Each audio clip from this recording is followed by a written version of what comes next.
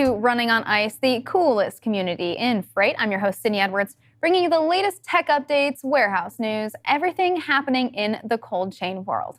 Now, you know Running on Ice, the show, you know Running on Ice, the newsletter. I write this newsletter every Wednesday and Friday, covering all the same topics. And today I'm going to give you a bit of a taste for tonight's newsletter. Let's get into some things. Now, American Airlines Cargo takes on a cool partnership with Sunoco ThermoSafe's Pegasus ULD shipping container. In a news release from Sunoco, the company explains that the two are now in a lease agreement for the temperature-controlled bulk container, the world's first FAA and EASA-approved advanced passive bulk ULD container for pharmaceutical use with real-time tracking and temperature measuring capabilities. Pegasus ULD containers are made with composite materials, making them lighter and more durable compared to metal containers. Now, American Airlines Cargo will welcome these Sunoco ThermoSafe containers to its fleet in the next few months. And DHL Supply Chain has officially bought pharmaceutical and healthcare logistics specialist NTA.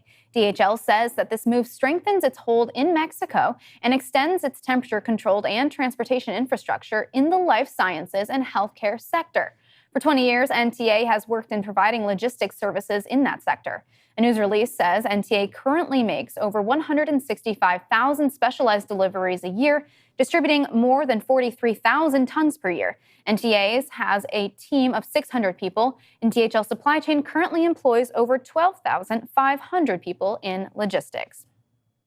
And Cambridge Capital announced a majority investment in BOA Logistics and Flow Cold Storage, known together as BOA. The two 3PL companies focus on refrigerated LTL freight consolidation, and a news release from PR Newswire says this partnership will give BOA the opportunity to expand its cold chain freight consolidation platform and build on the 50% revenue growth and 130% EBITDA growth it saw over the last year. Walter Lopes, the co-founder and president of BOA, said the goals of the partnership will be to invest heavily into technology and automation and expand geographically. He believes BOA will become a household name in the cold chain LTL world. Cambridge Capital's Benjamin Gordon and Matt Smalley have joined BOA's board of directors, and BOA's founders, Matt Mugar and Walter Lopes, will continue to lead the business full-time and serve on the board.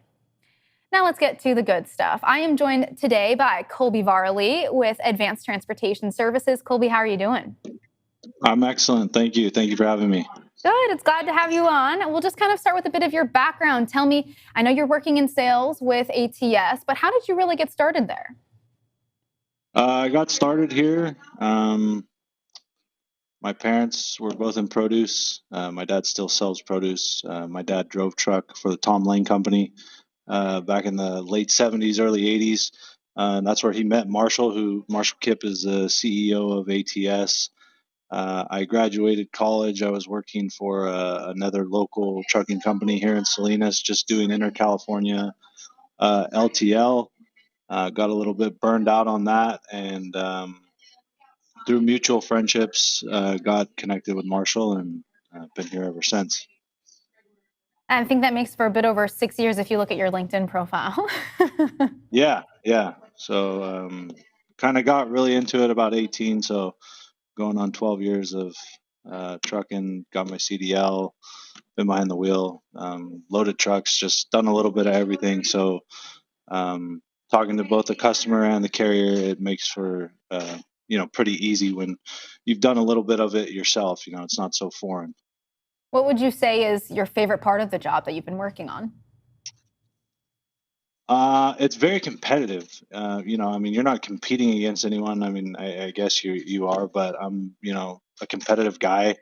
I want to win, and I try and do that every day. And so I would like to hear more a bit about ATS. Tell me, who does the company typically serve? I know things began in fresh fruit and vegetables some 36 years ago. So maybe tell me how things have expanded and what the company currently works with. Yeah, so we try and be the white glove service of the industry when it comes to highly perishable transportation. So we really focus on refrigeration, and highly perishable. So, a lot of team service, blueberries, strawberries, bananas, any kind of produce. And we've really, in the last couple of years, we've kind of expanded our footprint footprint into the proteins and meats, which has been good. And that's a majority of what we focus on. So our main loading areas are the West Coast from California, Arizona, Oregon, Washington, Idaho, and then when the seasons are right, we'll be in South Texas, we'll be in Arizona, and we'll be in the Florida area as well. So what are you currently moving at the moment? On today's board, we got cantaloupes, honeydews, strawberries, blueberries, blackberries, romaine, head lettuce. There's a couple protein loads on the board, red onions. So that's what's currently moving. Any produce in season, there's some grapes on the board. So we kind of have a cornucopia of different items that we're moving every single day. Everything that's going right now, everything that's in season. We are talking about, you and I were planning on getting into service failures and maybe how you deal with that. So I'd like to start with what are the services that you specifically deal with, and maybe after that we'll get into the failures that are included. Yeah, so when we talk about a service failure, it's usually, if a carrier is not making on-time pickup or on-time delivery, and there's different categories there, controllable, uncontrollable. But it seems from my opinion and others here in our office, what we're seeing is obviously the freight market's on a downhill trajectory when it comes to rates, and there can be a little bit of a lack of attention to that extra service from some carriers when the market's going not in their favor. When the rates are on the way up and everyone's doing really well and making a lot of money, the trucks are there,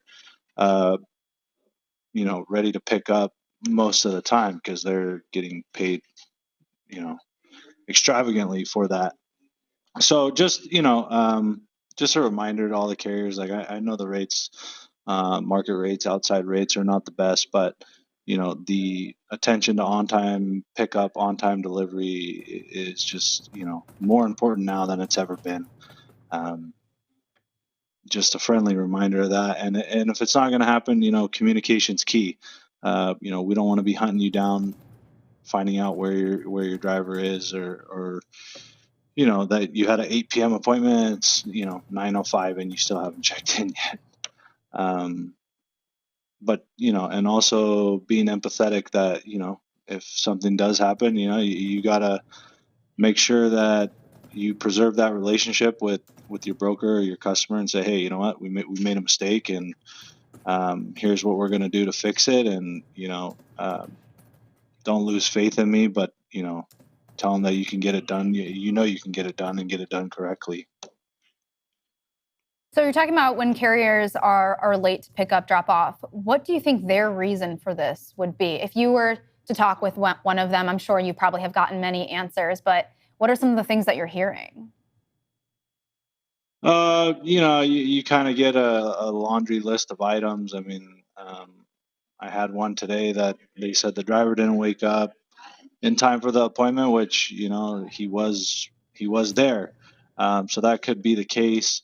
I've heard a driver lost a bill of ladings. The list goes on, and it's very hard to decipher how much of that is really true. Obviously, you want to believe everyone, but it gets to a point where you have to have that conversation with your carrier and say, hey, look, like, we have all the trust in the world in you. We want to continue doing business with you. But, please don't let something like this happen again. And if it does, just know that I'm not going to be able to put you on these loads for a while. Because ultimately, at the end of the day, if we lose that business, we're out that business. So I got to protect our business and, my customers' business as well. So it's kind of a fine line there. That's why, carrier scorecards are great to keep everybody accountable. And without that data, it's just an opinion at that point. Um, so we look at that. I was going to say, so it sounds like this is something that is happening more often than you would really like it to, of course, more often, so much so that you need to have this conversation. Are you running into maybe more excuses lately, or do you think it's the seasonality of it, or just that this is an issue in the industry? Well, it's definitely an issue in the industry. I mean, everybody wants everything to go smooth 100% of the time, but unfortunately, that's not reality. But in a slower market, it seems like I said, they seem to become more uh, noticeable. I guess it's kind of like when a truck market's in a demand exceeds supply state. Everybody is looking for a truck, and they're kind of happy with what they're getting, right? They're getting a truck. If it's going to show up a little late, it's okay. But when there's trucks everywhere in the market, on time pickup and on time delivery is just so key. And they're looking at all factors: price, on time delivery, service, uh, just a whole gamut of things. So I wouldn't say that it's happening more frequently. And you also got to keep in mind, we're dealing with hundreds of carriers a day. So it's not that I'm not saying that it's consistent. It's the same guys every single day, because all the same guys are not delivering every single day. But you have hundreds of carriers that you're dealing with. So you go, hey, we had more lates this week, or we had more lates this month. Like, what's causing this? We haven't really had any severe weather yet. So I think, one of the factors of that is, the downturn on the market. Absolutely. And so when things aren't picked up in a timely order, not dropped off in a timely order, what is that ripple effect that it creates? Well, it depends on the customer, but say you have a customer that they use liner lettuce for their sandwich or their burger, and they're ordering 12, 15 pallets at a time, and that order's coming in every 3 days.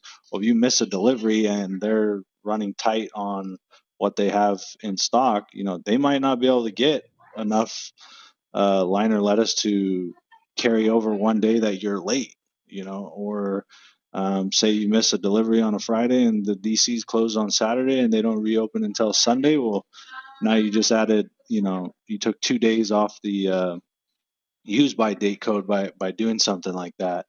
And customers are gonna maybe shift some of their freight elsewhere if you're not getting it done on time, because they don't want to jeopardize their customer. So it can it can cause a lot of issues for a lot of people. So people are not fond of the issues, and obviously they do happen, but if they continuously happen, they're going to start seeking other means to get it there when they want it there.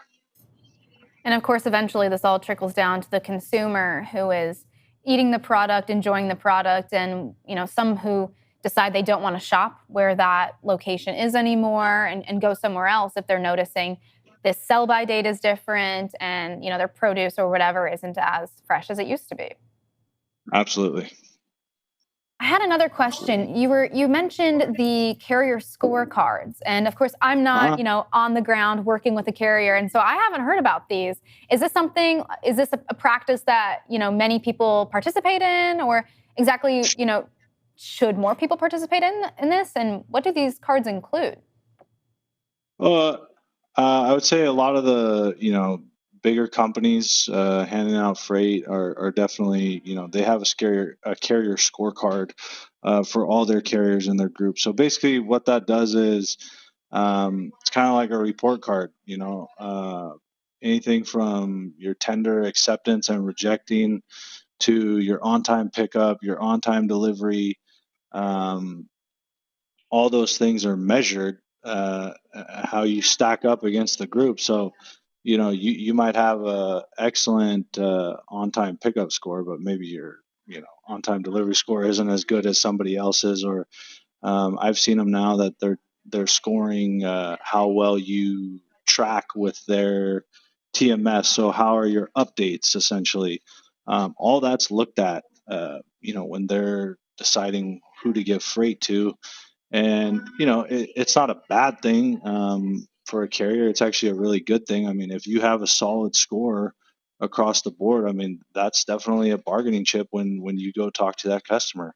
Um, so it goes both ways for the carrier to use in their advantage, and it goes for the customer to use in their advantage as well. It's like, hey, you're on the lower third of our carrier group. We want to get your score up. Here's your scores. Like, let's put a corrective action plan together, and how are we going to get your score up over the next 3 months or whatever the case is. So it's a great tool, because if you don't have it, you're really running off emotion, right? Like, say you have one late truck, and maybe it's not that bad of the carrier's not doing that bad, but it's just, you think, God, this is like the sixth or seventh late we've had, but you're not tracking it. So is that really correct? Like, is that correct data to go to your carrier or go to your customer and say, hey, we've had 7 lates? But with a scorecard, it's all recorded.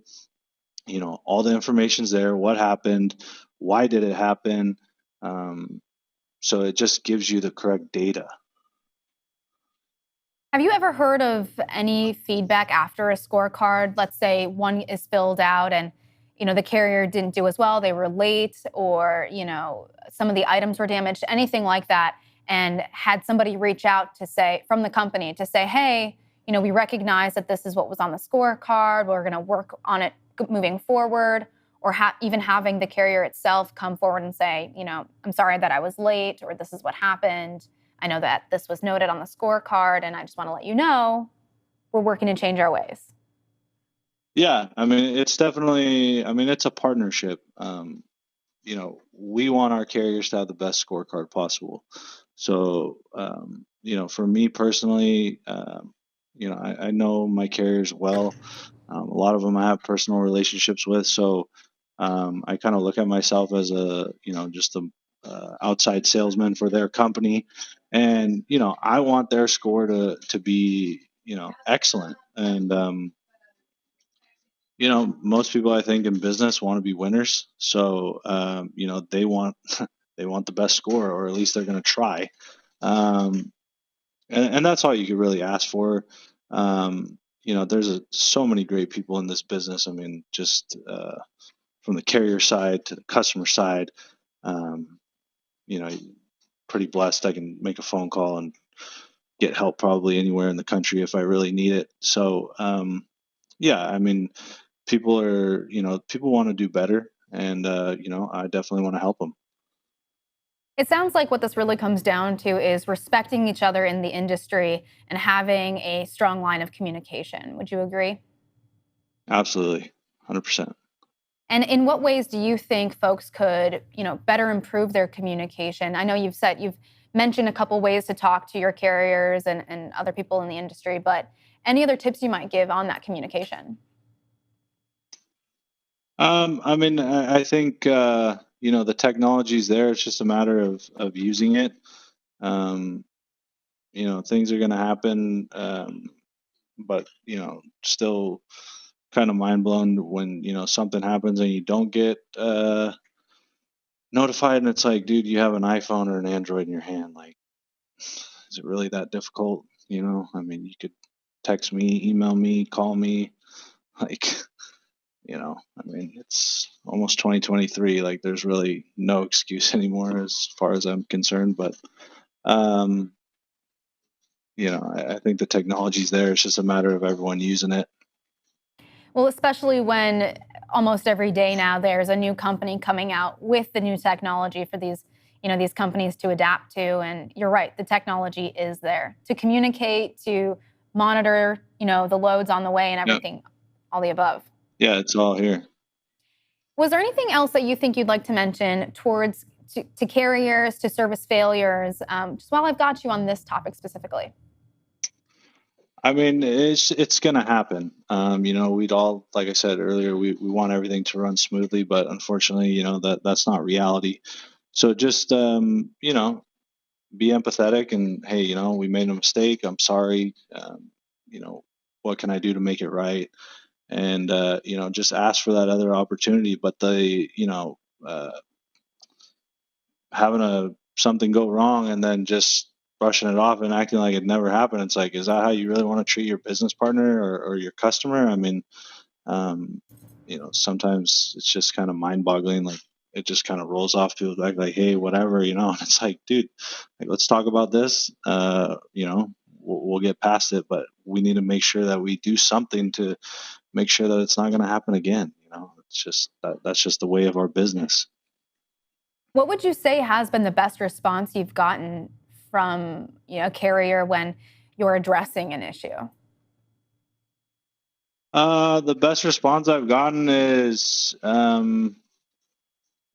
obviously we've worked together for a long time, and then, something happens, and then, they do exactly what we've talked about. And it's like, all right, cool. Like, we're on the same page. Stuff does happen, but, right foot, left foot, and let's go on to the next load and do a better job. But just when they're on top of it, coming out like, hey, we made a mistake. This is exactly what happened. Here's what we're doing to fix it. And it's not going to happen again. Let's move on. And it's like, all right, roger that. Let's go. Absolutely. Thank you so much, Colby, for explaining all the service failures, how to fix them, what you think should be addressed in the industry. Tell me more about what ATS is doing. Is there anything new and upcoming for the company? Yeah, so we're actually rolling out with McLeod for a new TMS system. So we've updated from the service that we've been using since the early 90s. So we're definitely due. So we're ready to better our API and EDI connections with our carriers and our customers. So we're going to get that live here early November. So I'm really looking forward to that. And just looking forward to wrapping up the Salinas vegetable season and get back down to Yuma, Arizona. That's pretty much what we got going on in the tech space, and that's about it. Do you think it's going to be a learning curve, the new system? Oh, 100%. But just, as we talk, the amount of technology that's out there and what we don't have right now, it's like we are a little bit behind the ball in the tech side. So I think it's going to bring us back to, really being ultra competitive, with some of these big box brokers. We don't, we're a smaller firm, but we pack a punch. So I think with a new software like McLeod, we're really excited. That's great. I'm glad you guys are stepping into that. I think it's going to be a great upgrade, and it's really going to help out. I know. Absolutely. I wanted to ask, is ATS hiring? Is there anything going on job-wise with the company? Yeah, we're always looking for salesmen. We're a cradle to grave type operation. So some of the other big box guys, they're doing a carrier sales team and a customer sales team. We have the opportunity to do both, which is great. I think personally, you have a little bit more control of what's going on. But we're always looking for new sales guys that are hungry and want to do well. Which you guys can give me a call or email me. I can get you in touch with the right people and see if it's the right fit for you. Of course, the sales guy pitching the sales positions that are open. Absolutely. And any last tips you might give out, or anything else about ATS and what they're heading on with? Just don't quit. It's a tough market, but there's room for everybody. So just take your space and protect it and get after it. Perfect. And tell us where folks can hear more from you and from ATS. You can go to our website, www.atsvisalia.com. You can go on my LinkedIn page, just Colby Varley. And I think my email and my phone number should be on there, but you can reach out to you guys, or you should have my info as well. Absolutely. I think I did get most of it from the LinkedIn account. Perfect. Well, thank you so much, Colby. It's been great to have you on. I appreciate it so much, you joining the show. And I'm excited for the new, you said McLeod service for the TMS. McLeod software, yep. Can't wait. I'm excited for you guys. All right. Thank you for having me. Thank you. Now, earlier in the show, I mentioned Running on Ice, the newsletter, which of course will be posted tonight. You can check it out at freightwaves.com/subscribe with the Running on Ice newsletter. We'll be talking about this interview, which will be linked, and everything else that's happening in the cold chain world. Next week, I'm talking with Project 44 and Lineage Logistics. You won't want to miss it. Stay cool.